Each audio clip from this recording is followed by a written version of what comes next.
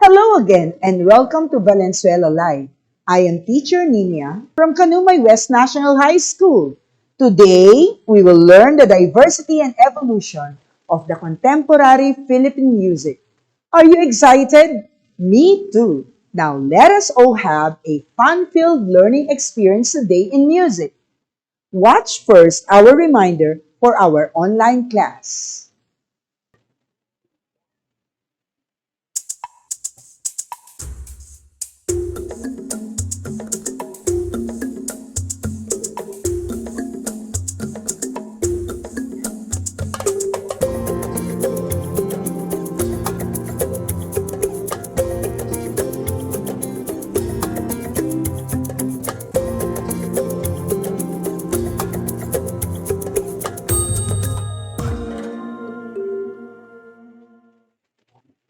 Well, are you ready? Let's start. The competencies today are the following. Narrates the life of selected contemporary Filipino composers. Analyzes the musical characteristics of traditional and contemporary Philippine music. The previous quarter provided an overwhelm of the Afro, Latin American, and popular music, such as music of Africa, Latin America, popular music, Philippine popular music, and Filipino classical performers. We have learned that music is an integral part of our everyday lives associated with almost everything that we do. Music connects people together. Music that reached different parts of the world evolved and produced different genres and forms, and the evolution of music continues. Let me just give you a hint of how talented Filipinos are in music. Let us try to identify some of the many Filipino contemporary composers. You may recognize them or their compositions. Here they are. Francisco Buencamino, Francisco Santiago, Nicanor S. Abelardo, Antonio J. Molina, Colonel Antonino R. Buenaventura, Rodolfo S. Cornejo, Felipe P. De Leon, Lucio D. San Pedro, Jerry A. Dadap, Ramon P. Santos, Father Manuel Maramba OSD, Lucrecia R. Casilan, Jose M. Maceda, Raimundo Cipriano Ryan P. Cayabya, Alfredo S. Buenaventura, Rosendo E. Santos Jr.,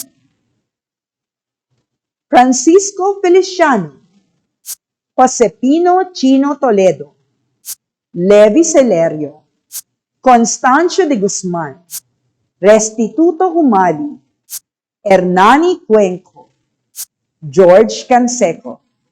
This is quite a number of Filipino composers. Later on, we will discuss them one by one.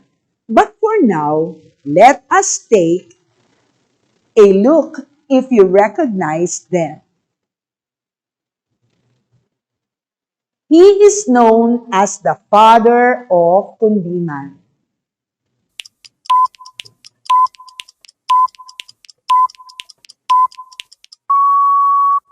And the answer is Francisco Santiago. He was awarded as the first national artist for music in 1973.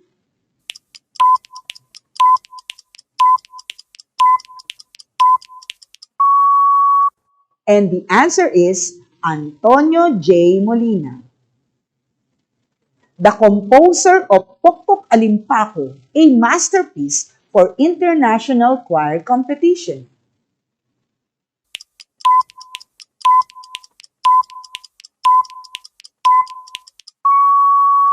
And the answer is Francisco Feliciano, the composer of nationalistic song Bayan Ko, acknowledged as the Dean of Filipino Composers and Musical Directors.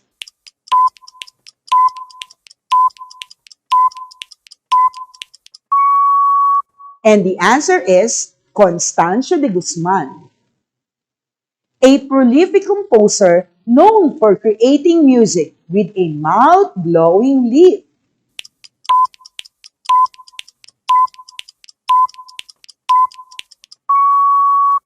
And the answer is Levi Celerio. Wow! Did you get all the answers correctly? That was great! As an important part of our daily life as Filipinos, music has been developed and provided diversity with rich background and composers and performers. According to national artist Ramon Santos, contemporary music in the Philippines refers to the composition that has been adapted, ideas and elements from the 20th century art music in the West, as well as the latest trends and musical styles in the entertainment industry. This music has evolved out of such stylistic movements as Impressionism, Expressionism, Neoclassicism, as well as avant-garde and new music. The Filipino repertoire consists of musical pieces have been written in the 20th century idioms that have evolved out of such stylistic movements and created innovative compositions and improvisations. Having been colonized, it was unavoidable that different Western compositional techniques found their way into the works of Filipino composers.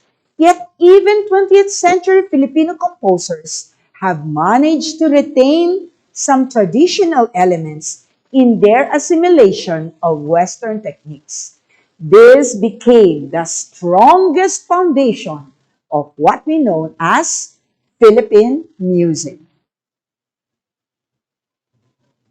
Some genres of 20th century Philippine music, may be familiar to you. You may have heard them on the television, radio, musical apps of the internet, or in live performances. Today, we will be including Philippine traditional composers and new musical composers for our discussion. Let us start with the 20th century traditional composers. Among the major Philippine composers who use traditional styles is Francisco B. Buencamino. He was born on November 5, 1883 in Bulacan. He taught at the Ateneo de Manila and at Centro Escolar de Señoritas, whose Conservatory of Music he founded. He ventured into musical directing and scoring and composing film music. His works include Harana, Pandango ni Neneng, Mayon, Larawan, Ang Bagong Balitaw, Himig ng Nayon, and Maligayang Bati. He passed away on October 16, 1952, after which a posthumous award honored him with the title Outstanding Composer. His work, Maligayang Bati, is now being played as our background. Listen to his composition.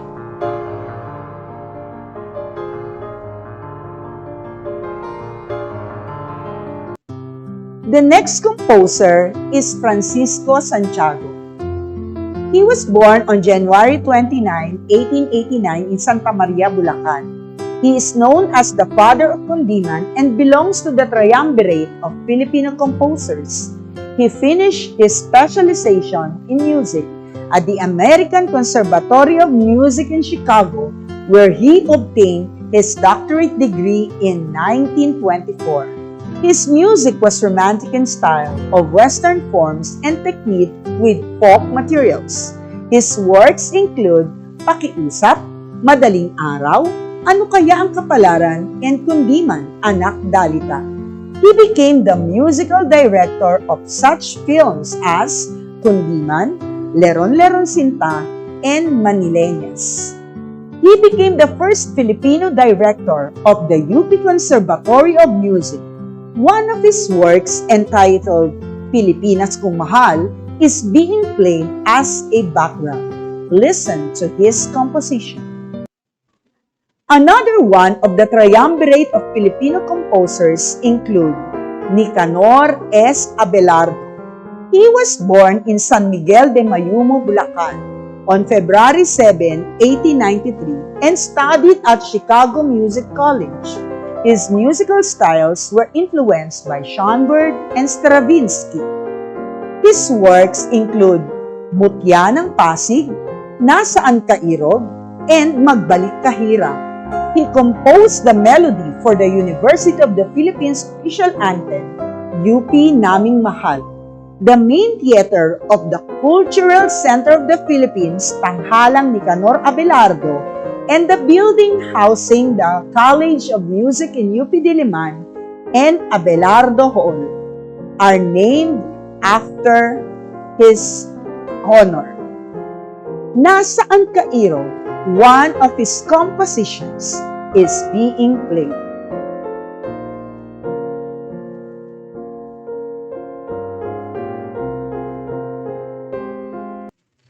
The first national artist for music, Antonio J. Molina, was born on December 26, 1894 in Quiapo, Manila. He is included in the triumvirate of Filipino composers. He was an orchestral soloist at the Manila Grand Opera House. His musical styles were influenced by Romanticism and Impressionism. He was considered as the father of Philippine Impressionist music. His works include Ating Gabi, Ang Batingaw, Amihan, Awit ni Maria Clara, Larawan nitong Pilipinas, and Pandangguhan. His work, Hating Gabi, is being played.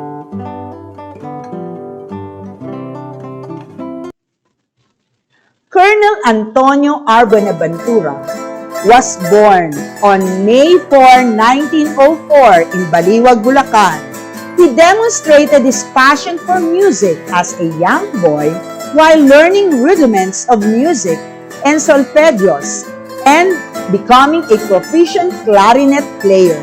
He received his teacher's diploma in science and composition at the Conservatory of Music, University of the Philippines, where he led the UP ROTC Band and established the UP Junior Orchestra.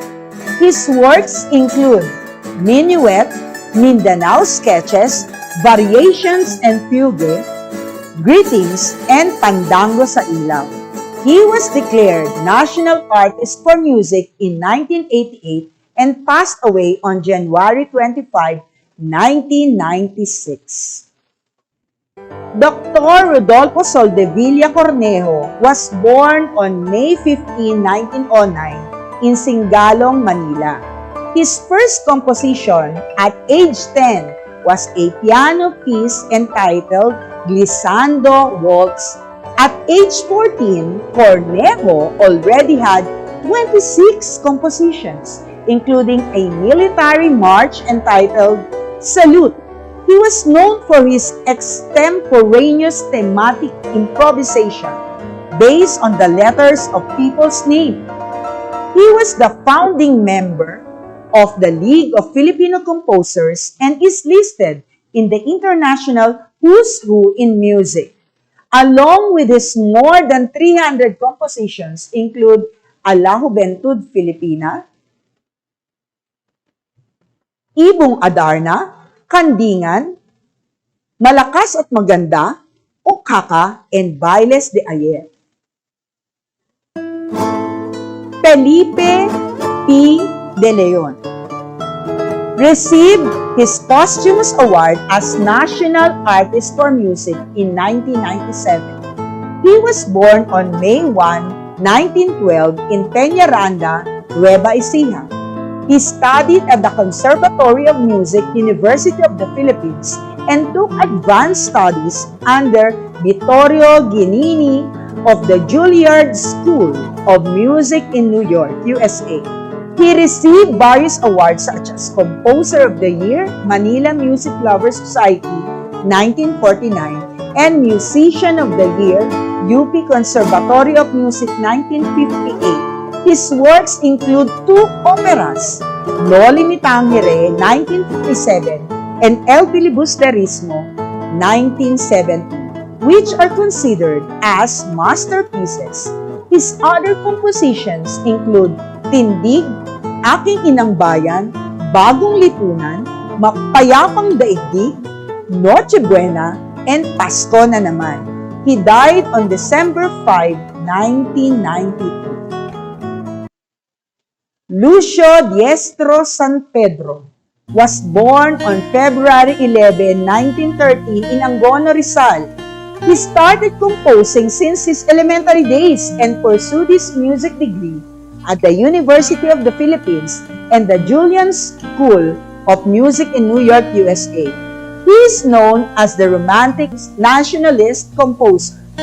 He incorporated Philippine folk elements in his compositions with Western forms and harmony. His works include the well-dubbed Sa Ugoy ng Duyan. His other compositions include Sut, Partoral, and Lahing Kayumanggi. His music was internationally recognized when he was invited to be a judge at Van Claiborne International Piano Compositions in 1980. He was declared National Artist for Music in 1991 and passed away on March 21, 2002. Rosendo Ejercito Santos Jr. was born on September 3, 1922 in Caridad, Cavite City. He started composing marches, instrumental, and vocal scores at age 11. He studied at the UP Conservatory of Music and pursued a Master of Music in Washington, D.C. He composed several piano concerti, sonatas, symphonies, operas in Filipinos, and numerous band overtures. He has more than 1,000 musical compositions in the library of the University of the Philippines. His last musical work and only ballet compositions, Melinda's Masquerade, was performed in 1995. A year after his death on November 4, 1994, one of his compositions, Portrait of an Artist, is now being played. Alfredo Santos Benaventura was born in Santa Maria, Bulacan on October 14, 1929. He grew up in a musical environment and became a band member in his hometown at a young age. He studied his degree in music at Centro Escolar University and studied sacred music at the Gregorian Institute. He holds an honorary Doctor of Music degree from the Philippine Women's University. He has over 50 major works including operas, operettas, dance dramas, cantatas, symphonies, prelude, and chamber music. His first composition was Danza. His other compositions include Maria Makiling, Diego Silang, and Prinsesa Urduja.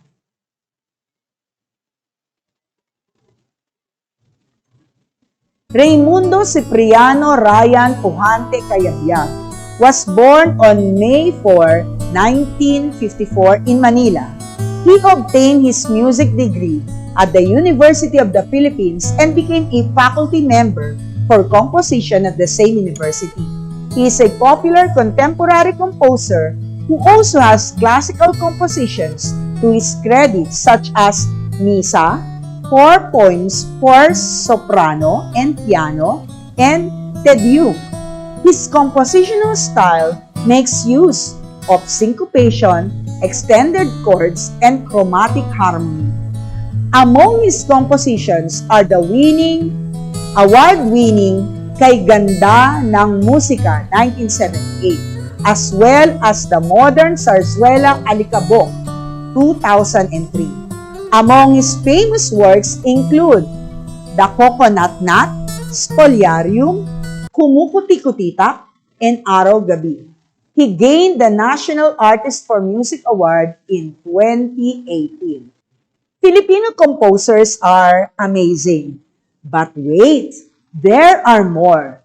Let us continue.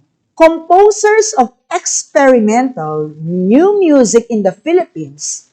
These composers retain the Filipino spirit by incorporating traditional music forms as well as indigenous rhythms and instruments in their compositions. Among these composers include Jose M. Maceda, a national artist for music.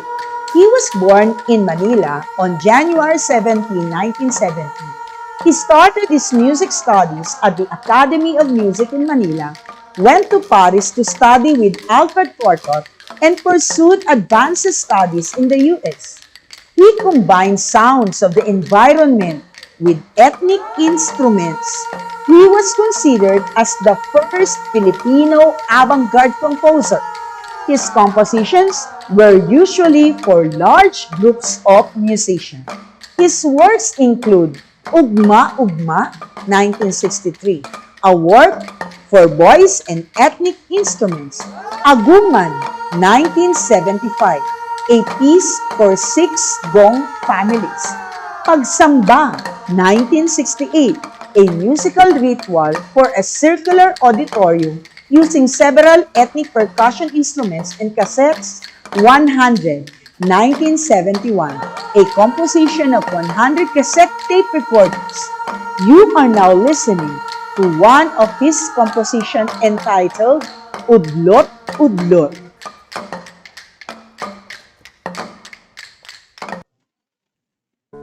Lucrecia Roses Casilag was born in San Fernando, La Union on August 31, 1918. He went to Manila to pursue a degree in music at the Philippine Women's University and pursued studies from the Eastman School of Music in New York, USA.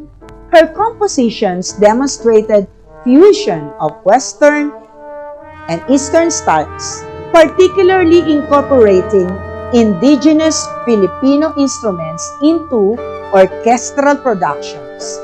Her works include Toccata for Percussion and Winds, 1959, and composed for indigenous Muslim instruments and Western instruments.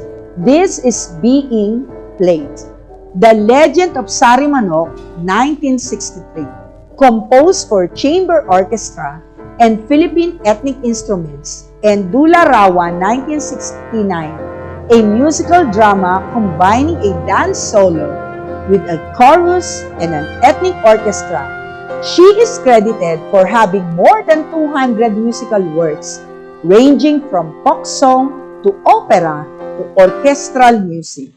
He was awarded National Artist for Music in 1989.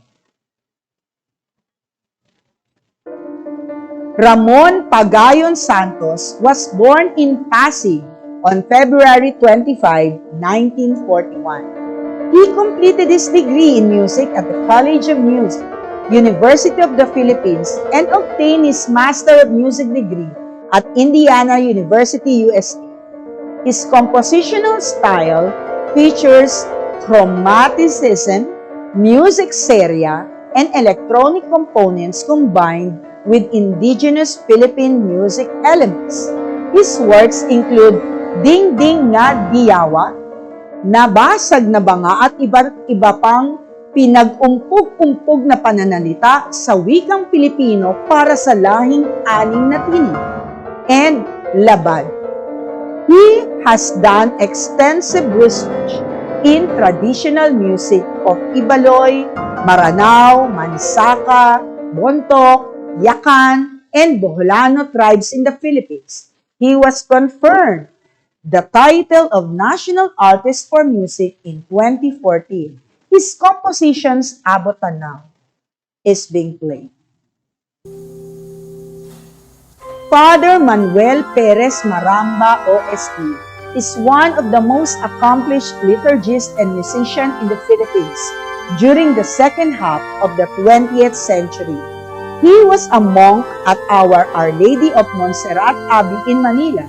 He was the former director of the Paul VI Institute of Liturgy in Malay-Balay, Bukidnon, during which he composed the music for the Papal Mass.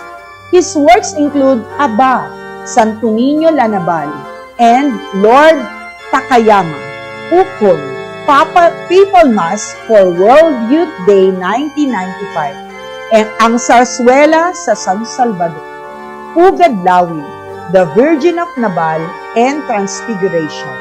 One of his compositions, Bakit Kaya, is being played. Jerry A. Dadap, the first Filipino composer to conduct his own works at the Carnegie Recital Hall in New York City, was born on November 5, 1935 in Hinunangan, Southern Leyte.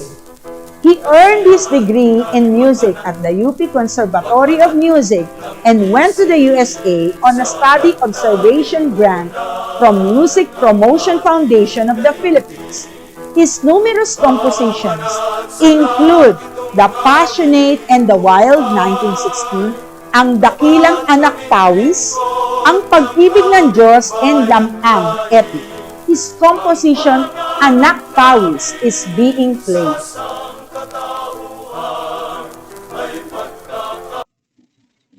Francisco F. Feliciano, avant-garde composer and conductor for band and chorus, was born on February 19, 1942 in Morong, Rizal. He obtained his diploma in composition and conducting at the Conservatory of Music, University of the Philippines, and Hochschule der Kunst in Berlin, Germany. His compositions include Transfiguration and Missa Mysterium for orchestra and large chorus. And his composition that you are listening, Pokpok Alimpako, a favorite piece of choir in international choral competition. He got the National Artist for Music in 2014.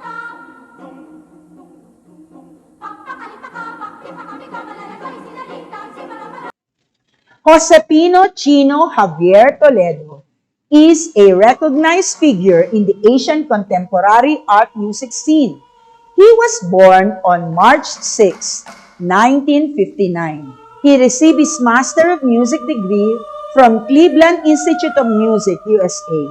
Among his awards are 10 Outstanding Young Men, Poem, International Award for the Arts, Civitella Ranieri Fellowship in Italy, and Chancellor Awards for Outstanding Musical Works, University of the Philippines.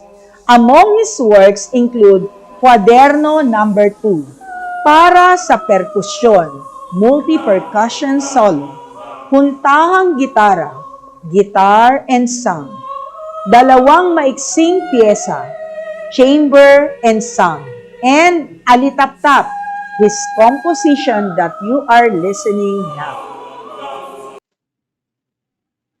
Now that you have the idea of the different Philippine contemporary and new experimental musical styles, let us have an activity.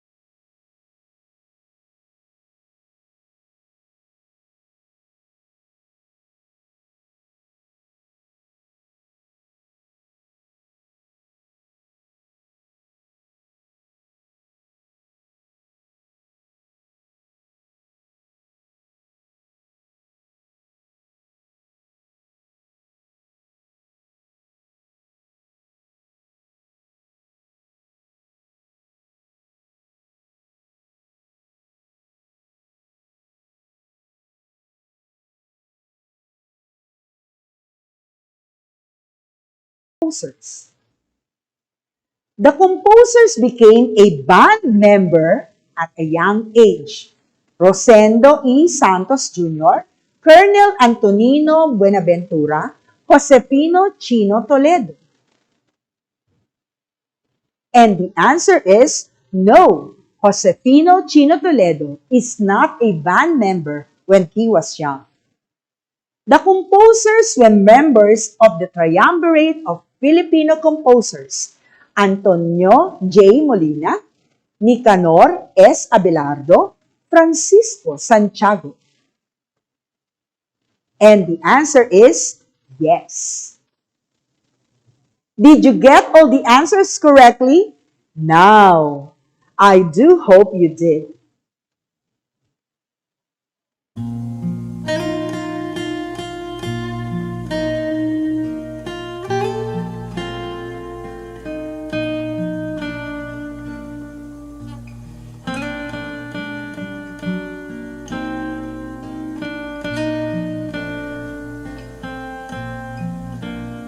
If you answered Ugoy ng Duyan, music by Lucio San Pedro, then you are correct.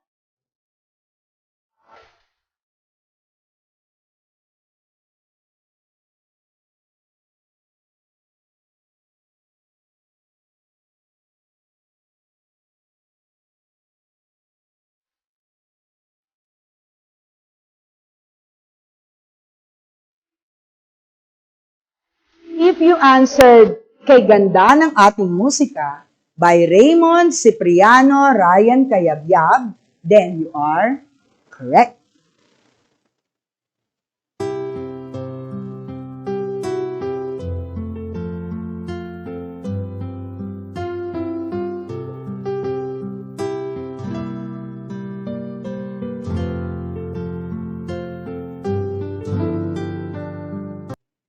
If you answered Pilipinas Kung Mahal by Francisco Santiago, then you are correct.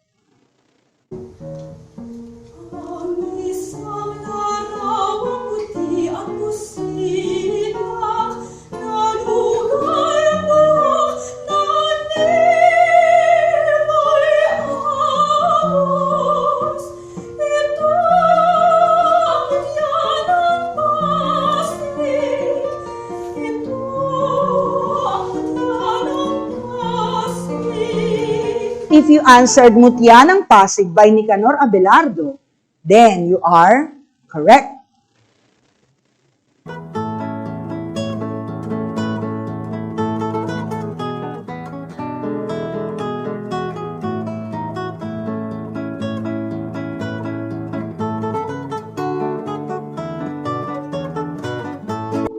If you answered Pasko na naman by Felipe de Leon, then that is right. What was your score? Did you get all the answers correctly? If you did, then that was great. Did the music inspire you more? I hope so. For your performance output, compose a simple song with a verse and a chorus in Filipino. You may adopt a certain melody from the compositions that we have discussed. You may perform with accompaniment or a cappella. Record yourself singing your own composition and submit your video to your Mapeh teacher. That would be exciting. To summarize, here are the key points of what we have learned today. With the influences brought by our country's colonizers, it was inevitable that the musical styles of the 20th century Western composers found their way into Philippine compositions. The works of many notable Filipino composers are evidence of this. Among the major Philippine contemporary composers who use traditional styles are Francisco Buencamino Sr., Francisco Santiago, Nicanor Abelardo, Antonio Molina, Colonel Antonino Buenaventura, Rodolfo Cornejo, Lucio San Pedro, Rosendo Santos Jr., Alfredo Buenaventura, and Ryan Cayabyab. Composers of experimental new music in the Philippines include Jose Maceda, Lucrecia Casilag, Ramon Santos, Manuel Maramba, Jerry Dadap, Francisco Feliciano, and Josefino Chino Toledo. For your assessment, determine if the following statement is true or false. Write your answer on the checkbox. The 20th century Filipino song composers, lyricists, had produced a memorable output of the traditional Filipino love songs, music for the movies, and materials for contemporary arrangements and concert repertoire.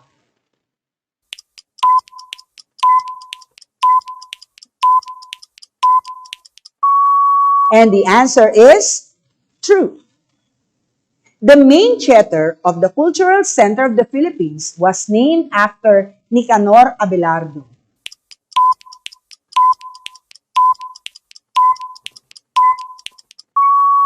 And the answer is true.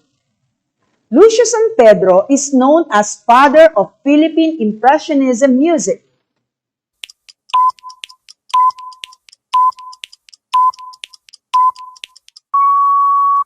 If you answered false, then that is correct.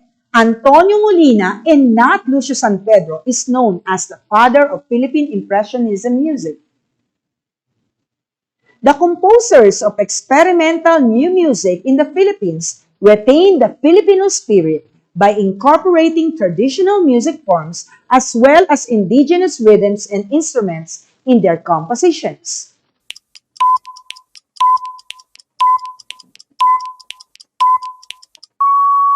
And the answer is true. Noli Me Tangere and El Filibusterismo are operas composed by Rodolfo S. Cornejo.